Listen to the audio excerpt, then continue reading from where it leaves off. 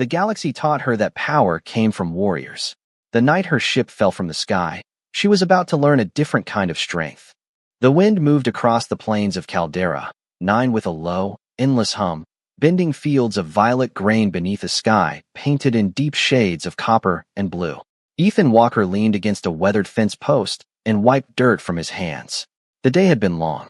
One irrigation pump had failed before sunrise, a greenhouse sensor had stopped responding before lunch, and now a storm front was building over the western horizon. None of that surprised him. Life on a frontier world was a constant conversation with things breaking down. He glanced toward the distant mountains, their dark silhouettes barely visible beneath gathering clouds. Then the sky flashed. Ethan frowned. At first he thought it was lightning. But lightning didn't move like that. A bright silver streak tore across the heavens, trailing sparks of blue fire. It cut through the clouds at an impossible angle. The object was descending fast. Too fast. His eyes narrowed. That's no meteor. The streak grew brighter. A deep rumble rolled across the valley several seconds later, vibrating through the ground beneath his boots. Birds scattered from nearby trees.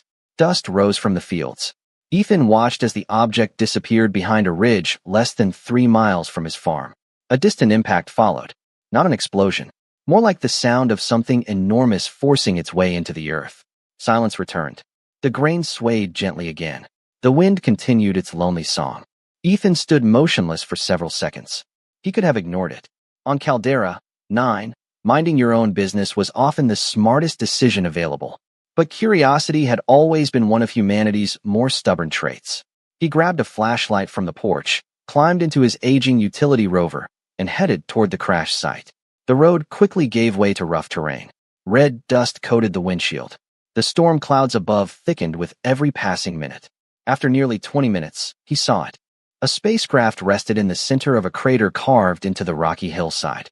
Its silver hull glowed faintly in the darkness. Strange symbols shimmered across its surface. Whatever it wasn't human. Ethan parked and stepped out. The air smelled faintly of ozone and heated metal. Small arcs of blue energy danced across broken sections of the vessel. One side of the ship had split open. Light spilled through the opening. He approached carefully. Then he saw movement. A figure emerged from the damaged craft.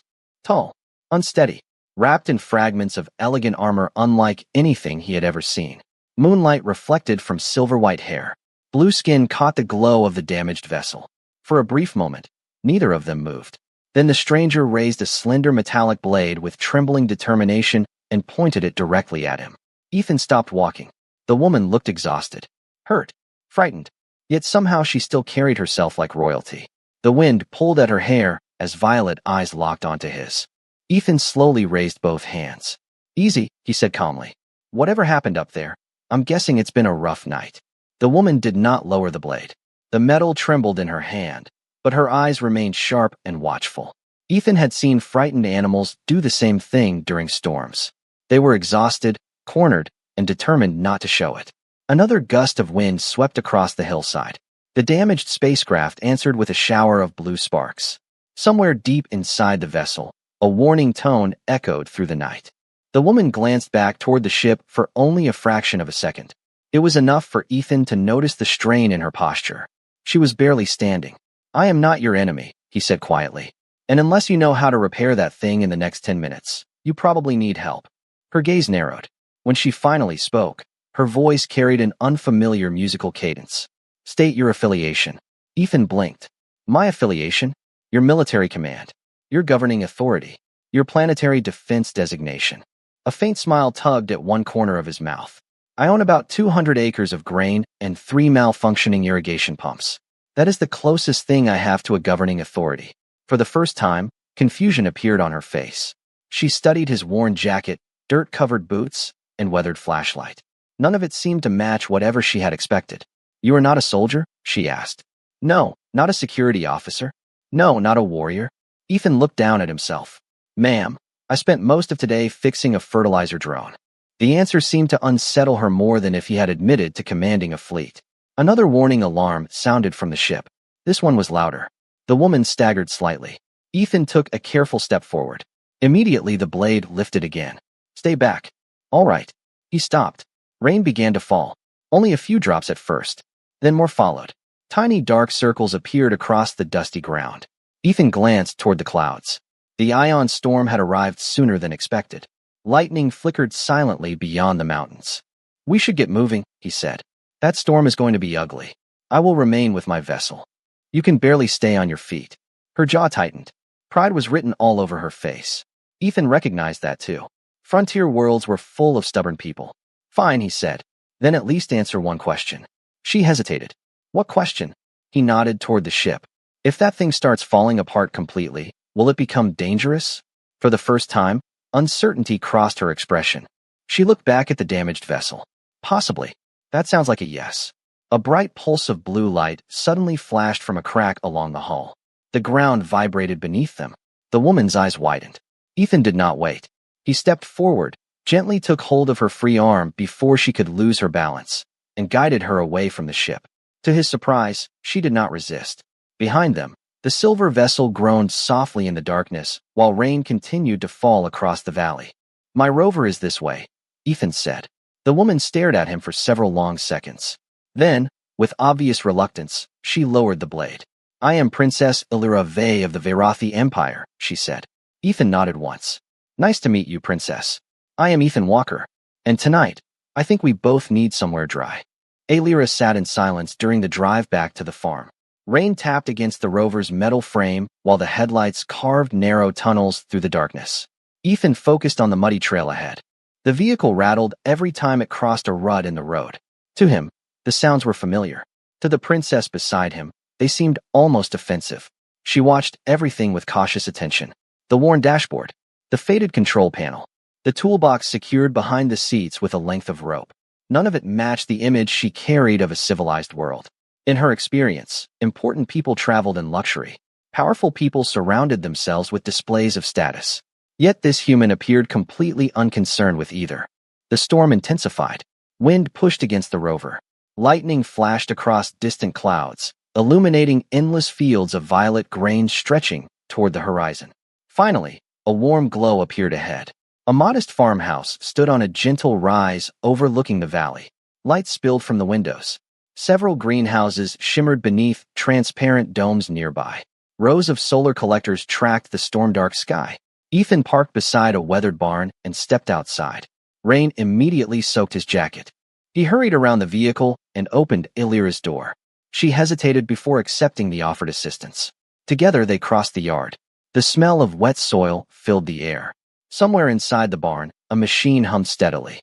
When Ethan opened the front door, warmth rolled outward. Illyra paused. The contrast startled her. The house was simple. Wooden floors, soft yellow lighting, shelves filled with books and tools, a kettle resting on a stove. Yet after the cold rain and damaged spacecraft, the place felt unexpectedly welcoming. Ethan removed his jacket and hung it near the entrance. "You can sit wherever you like," he said. "I will prepare something warm." Illyra remained standing. Her eyes moved across the room. "You live here alone?" Ethan nodded. "For the last 6 years." She studied him for a moment. "You possess considerable land. A little over 200 acres. Yet no servants." Ethan laughed softly. "No servants. No guards. No guards. No soldiers. Definitely no soldiers." Illyra looked genuinely puzzled. Back home, even minor nobles maintained large staffs. Here stood a man who managed an entire agricultural operation alone.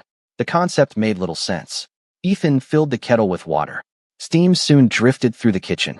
Outside, rain continued striking the windows in steady waves. The sound created a strange sense of peace. Illyra slowly lowered herself into a chair. The exhaustion she had been fighting since the crash finally began catching up with her. Her shoulders sagged. Ethan noticed. Without comment, he retrieved a medical kit from a nearby cabinet and placed it on the table. "You should let me take a look at that injury on your arm." Instantly, her posture stiffened again. "It is nothing." That is usually what people say right before it becomes something. She stared at him. Ethan simply waited. No pressure. No commands. Eventually, she glanced down at the damaged section of her ceremonial armor. A faint stain of silver-blue blood had appeared along one edge. Ethan did not react. He did not look alarmed. He did not ask questions about alien physiology or royal politics. He merely opened the medical kit and set out clean bandages. Illyra found herself watching him with growing confusion. Since childhood, she had been surrounded by warriors eager to prove their strength. Yet this human farmer seemed interested in something entirely different. Not power, not status, just helping a stranger stay on her feet through the night. The storm settled over the valley like a dark ocean. Rain streamed down the farmhouse windows while distant flashes of light rippled through the clouds beyond the mountains. Ethan worked quietly at the kitchen table. A small lamp cast a warm circle across the room. Alira sat opposite him, watching as he cleaned the shallow wound along her arm with practiced care. The procedure was simple. No advanced medical technology. No military field equipment. Just clean water, antiseptic solution, and steady hands. To her surprise, it worked. When he finished securing the final bandage, he closed the medical kit and pushed a steaming mug toward her. Alira looked suspiciously at the drink. What is it? Tea. Is it safe for my species? Ethan considered the question. Honestly, I have no idea. Alira stared at him. You do not know? No, and yet you offered it. Because it helps humans feel better when life becomes complicated. For several seconds, she simply looked at him. Then, despite herself, she took a cautious sip. The warmth spread through her body immediately. It carried a faint sweetness she did not recognize. Outside, thunder rolled softly across the plains. Inside, silence settled between them. Not uncomfortable silence. Just quiet. The kind that existed when neither person felt a need to fill every moment with words. Eventually, Alira placed the mug down. You have asked remarkably few questions. Ethan leaned back in his chair. Should I be asking questions? Most beings would. Maybe. He glanced toward the rain-covered window. But if somebody crashes onto my farm looking exhausted and injured, I figure food and shelter come before interrogation. The answer lingered in the room. Alira found herself studying him again. Everything about this human contradicted her expectations. Warriors usually wanted recognition. Politicians wanted information. Merchants wanted favors. Ethan seemed to want none of those things. Do you know what the Varathi Empire is? She asked. Ethan shook his head. Cannot say that I do. For the first time in her life, Princess Alira Vey encountered someone genuinely unfamiliar with her title. Entire star systems knew her name. Military academies studied her family's history. Yet this farmer looked at her exactly the same way he had looked at her beside the crashed ship. Not as royalty. Not as an opportunity. Simply as another person. I am heir to one of the largest governments in known space, she said carefully. Ethan nodded once. That sounds like a lot of paperwork. Alira blinked. Then something unexpected happened. A laugh escaped before she could stop it. A short one. Quiet. But real. Ethan smiled into his tea. There she is. There who is? The person underneath all the armor. Alira immediately straightened. I assure you, I am perfectly capable of maintaining composure. I never said you were not. Rain continued tapping against the glass. The clock on the wall ticked steadily. Somewhere beyond the house, automated greenhouse systems adjusted themselves against the weather. For the first time since her ship had fallen from the sky, Alira felt something she had not expected to find on a remote frontier world. Safety. Not because the farmhouse was strong, not because the farmer was armed, but because he treated strength differently from everyone she had ever known. And although she did not fully understand why, that realization unsettled her more than the storm outside. Morning arrived beneath a sky washed clean by the storm. Sunlight spilled across the valley in long golden bands, turning the violet grain fields into waves of shimmering color. Alira stood beside the farmhouse window, watching the landscape in silence. The world outside felt impossibly calm. Back home, mornings often began with briefings, political disputes, military reports, and endless demands on her attention. Here, the loudest sound was the distant hum of agricultural machinery waking for the day. Ethan was already outside.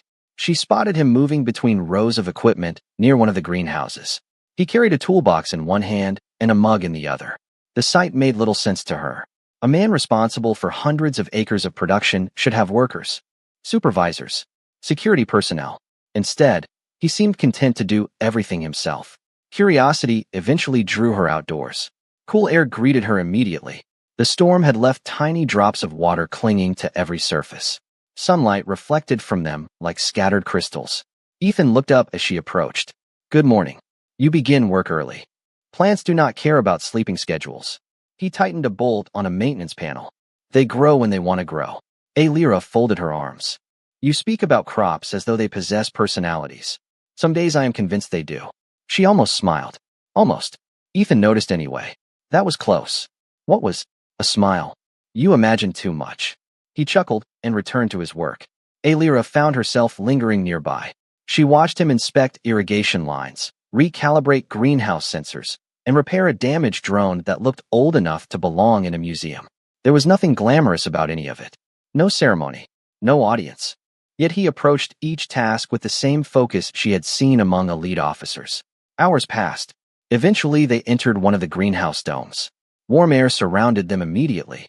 Rows of young plants stretched beneath transparent ceilings. Tiny droplets condensed on support beams overhead. The scent of earth filled the space. Ethan crouched beside a tray of fragile seedlings. They were small, barely a few inches tall. These survived the storm? Alira asked. Most of them. Ethan carefully adjusted a support frame. A few did not. You seem disappointed. I am. They are only plants. Ethan looked at her. Not offended. Just thoughtful. Maybe. He gestured toward the rows. But every one of these feeds somebody eventually. Alira followed his gaze. You care about them. I care about what they become. The answer settled somewhere deeper than she expected. Throughout her life, strength had always been measured through conquest, influence, and victory. Here was a man measuring success through growth, through patience, through things that required protection before they could become strong. They continued walking through the greenhouse. Sunlight filtered through the transparent dome above them. For a while neither spoke. Then Alira finally asked the question that had lingered since the night they met. Why did you help me? Ethan paused beside a row of newly planted crops. Because you needed help. Surely there was more reason than that. He considered the question for a moment. Then he gently brushed a bit of soil from one of the seedlings. No, he said quietly. Not really. And somehow that simple answer left her more unsettled than any explanation ever could. The afternoon sun drifted lower across Caldera, 9, painting the greenhouse domes with bands of amber light. Alira remained among the rows of young plants long after Ethan returned to his work. She found herself staring at the seedlings he had touched earlier. Tiny things. Fragile things. In her world, attention was reserved for generals, governors, and champions. Nobody celebrated what was small. Nobody protected weakness unless it could someday be useful.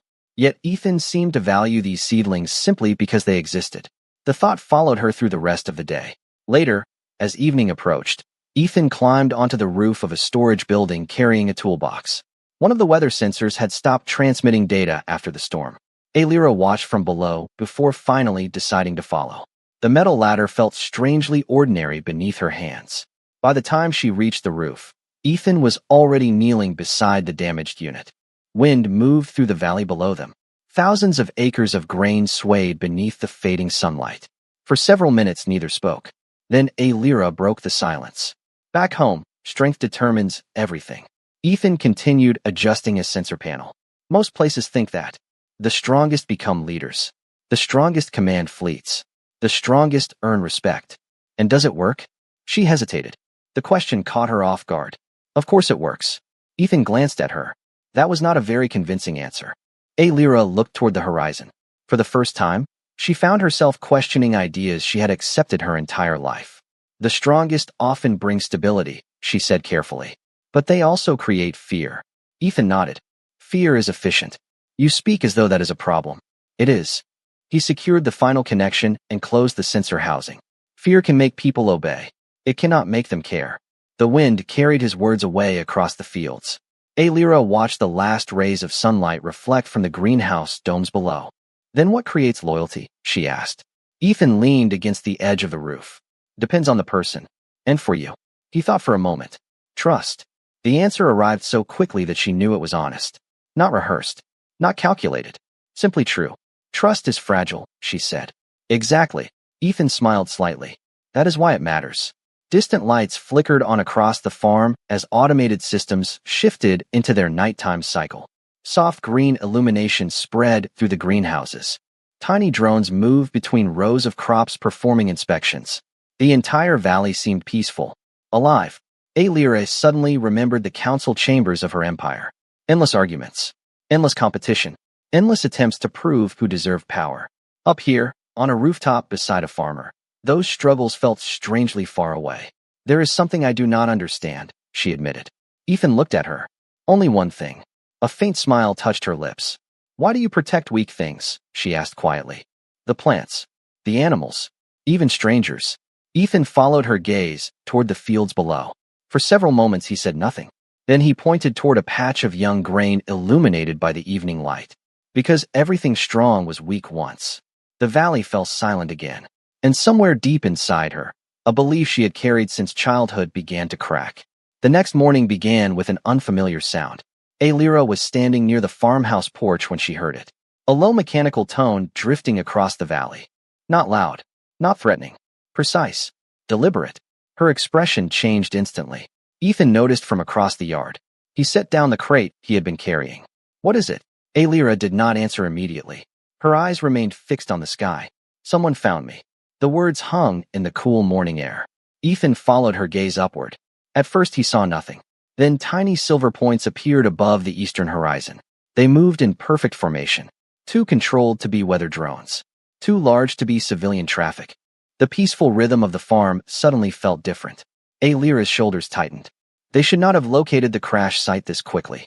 Ethan remained calm. Friends. She looked at him. No, the distant objects continued growing larger. Sunlight flashed against metallic surfaces. Alira recognized the design immediately. Varathi pursuit craft. Fast. Efficient. Impossible to mistake. Her stomach sank. They came from the council. Ethan crossed his arms. The people looking for you. The people trying to decide my future. The distinction mattered to her. Yet as she spoke the words aloud, she realized how little difference there truly was. The ships descended through scattered clouds. Not attacking. Not firing. Simply arriving. Their presence alone carried authority. The kind of authority she had spent her entire life obeying. Around them, the farm continued operating as normal. Irrigation systems cycled on schedule. Inspection drones moved through the fields. Greenhouse lights adjusted automatically. Everything carried on as though nothing had changed.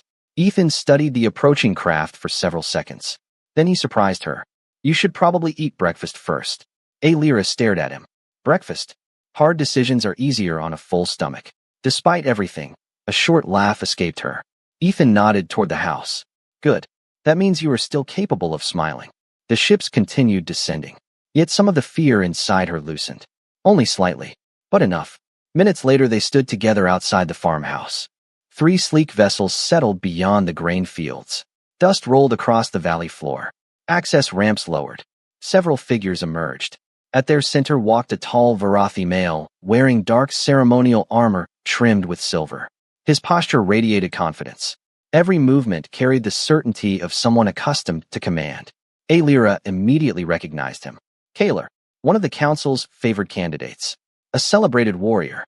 A man whose name inspired admiration across entire sectors. And the very person she had spent months trying to avoid. Kaler stopped several yards away. His eyes moved from Alira to Ethan. Then to the farmhouse. Then back again.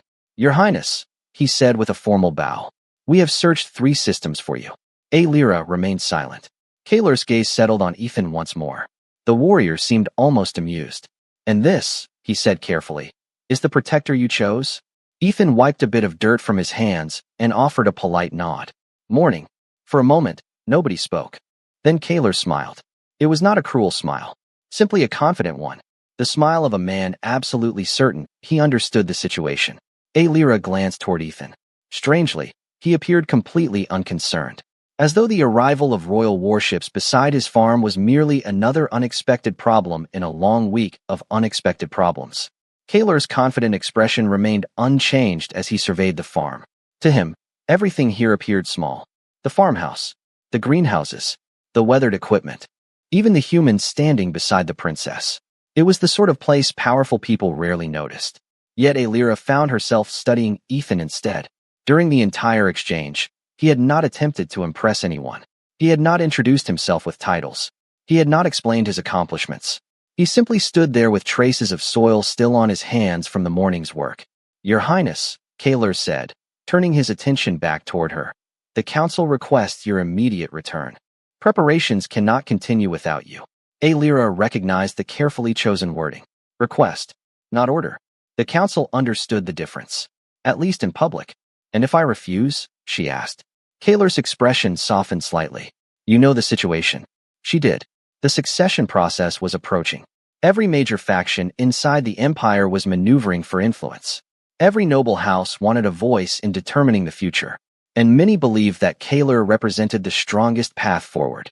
He certainly looked the part. Decorated armor, impeccable posture, a reputation built on victory after victory, everything her culture admired. His gaze drifted toward Ethan once more. I admit, Kaler said, this is not what I expected to find. Ethan nodded. I get that a lot. A few of the Varathi officers exchanged confused glances. Kaler seemed almost amused. The princess spent months searching for someone worthy of standing beside the throne. His eyes moved across the fields. Yet she found a farmer. Ethan followed his gaze toward the grain swaying beneath the afternoon breeze. Looks that way. Alira waited for irritation, or embarrassment, or an attempt to defend himself. None came. Kaler studied him more carefully now. Something about the human seemed familiar. Not his appearance. Something else. A memory half buried beneath years of military service. Then one of the officers standing behind him activated a portable scanner. The device projected a faint stream of archived identification data. The officer frowned. Commander, he said quietly, you should see this. Kaler accepted the display. His expression changed immediately. The confidence remained, but surprise appeared beneath it. He looked up at Ethan, then back at the data, then at Ethan again. Interesting, he murmured. Alira noticed. What is it? Kaler remained silent for several seconds. Finally, he lowered the display. Your farmer has a rather unusual history. Ethan sighed. Here we go. Alira turned toward him. What history? Ethan rubbed the back of his neck. The gesture suddenly looked less casual than before. Kaler answered first. Captain Ethan Walker, Earth Colonial Restoration Corps. Alira blinked. Ethan stared at the horizon. Kaler continued. Specialist in planetary recovery operations, environmental reconstruction, civilian evacuation logistics.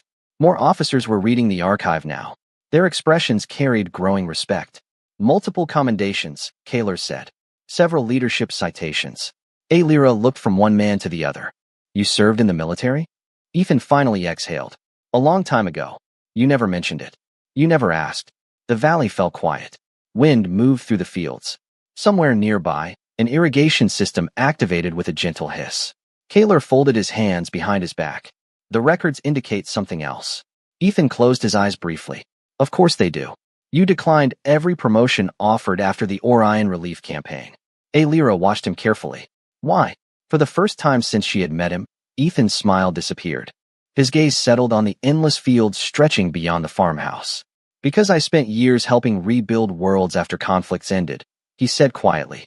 Eventually, I realized somebody needed to stay behind and make sure those worlds could grow again. No one spoke. Even Kaler remained silent. Alira stared at the man beside her. The revelation did not make him seem larger. It made him clearer. He had never been weak. He had never lacked strength. He had simply chosen a different purpose.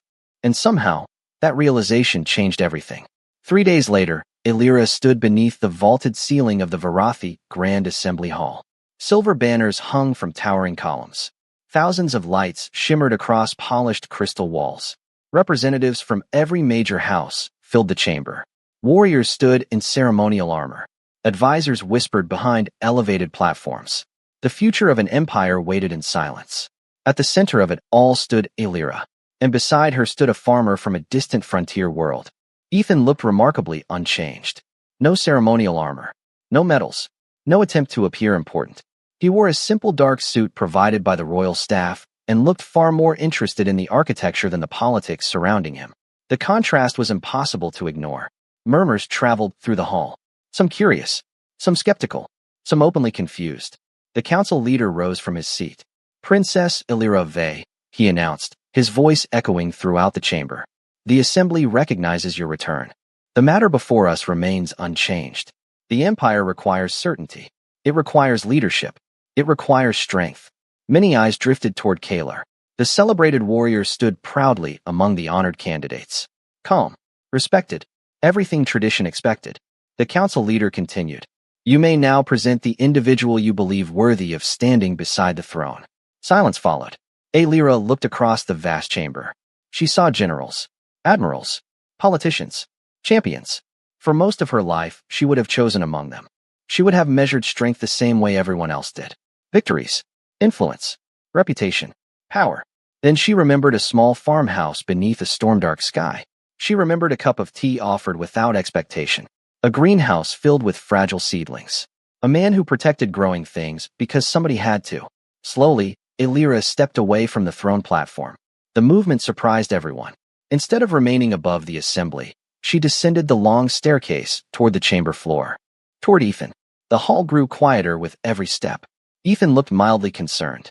I feel like everyone is staring at me, he whispered. They are, Illyra replied. A faint smile appeared on his face. She reached him and turned toward the assembly. Thousands watched. Not a sound could be heard. When I left this world, Illyra said, I believed I was searching for the strongest warrior. The words carried through the chamber. I believed strength was measured by conquest, by reputation, by the ability to command others. Her gaze moved across the gathered leaders. I was wrong. A ripple of surprise spread through the audience. Illyra looked toward Ethan. I found someone who taught me that strength can look very different. She gently took his hand.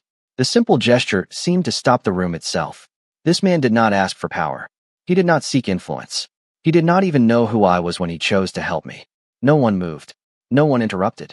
He grows life where others see only empty ground. He protects what is small until it becomes strong. He understands something our empire has forgotten. Her voice softened. The purpose of strength is not to rule. It is to serve. Complete silence filled the hall. Even Kaler lowered his gaze thoughtfully. For a long moment, nobody spoke. Then, one by one, members of the assembly rose to their feet. Not because of a command. Not because of tradition. Because they understood. Ethan looked around the chamber, bewildered by the standing ovation unfolding before him. Illyra smiled. Far away, beneath another sky, violet grain continued swaying across the fields of Caldera 9. The seedlings in the greenhouse kept growing. The irrigation systems kept running. Life continued. And perhaps that was the lesson neither empire nor warrior had managed to teach. The strongest hands were not always the ones that carried weapons. Sometimes they were the ones willing to plant seeds and wait for something better to grow.